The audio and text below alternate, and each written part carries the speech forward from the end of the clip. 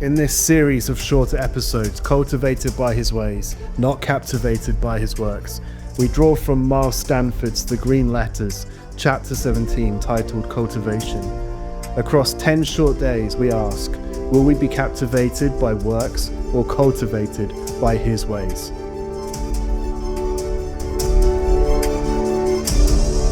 On the mountain of Transfiguration, Peter, James, and John were given a glimpse of Jesus' glory revealed right before their very eyes.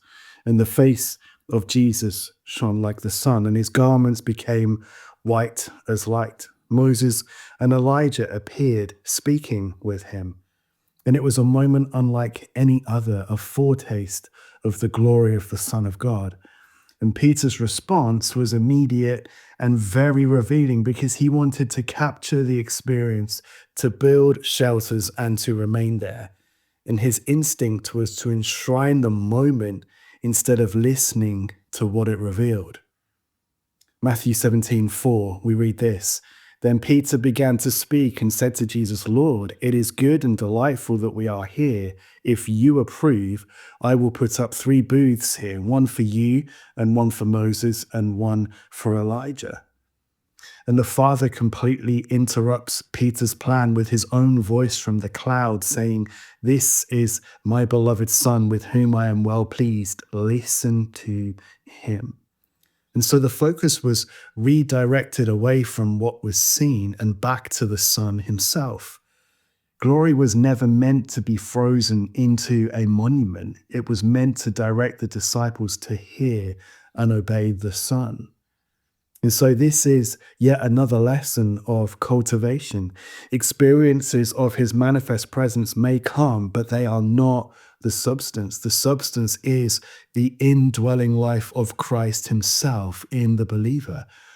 Because we are not formed and matured as the new man by clinging to these moments and then trying to work out the formulas for how to recreate them, but by learning his ways day by day. And just as Israel was captivated by what God did and yet failed to know his ways, Peter was captivated by the experience, yet needed to be pointed back to the Son.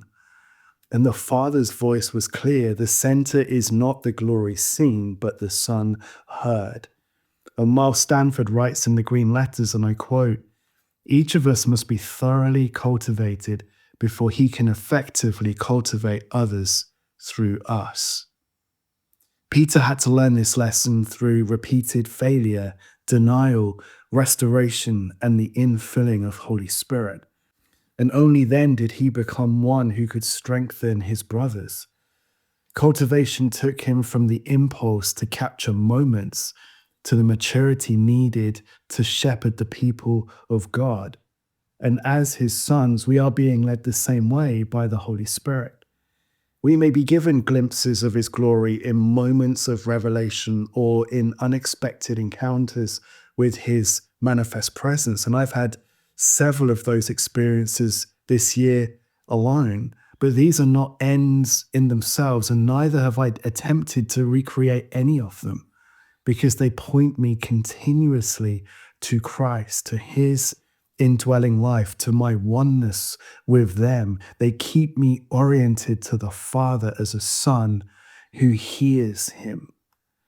And so cultivation keeps us from idolizing these experiences and keeps us focused on the reality of the indwelling life of Christ. To walk in his ways is to be changed not by fleeting moments, but by abiding life. And this is how the Father formed sons fit for his purposes. From before the foundation of the world, his eternal purpose was that we would become one with glory himself. Yet in the garden, we missed him by choosing the way of independence. Hebrews 1:3 declares that the Son is the sole expression of the glory of God, the light being, the outraying of radiance of the divine, and he is the perfect imprint and very image of God's nature. And in Colossians 1:26 and 27, Paul speaks of the mystery which was hidden for ages and generations, but is now revealed to his saints, which is Christ in you, the hope of glory. It was never about a moment on a mountain, but about sharing his very life and glory within the sons.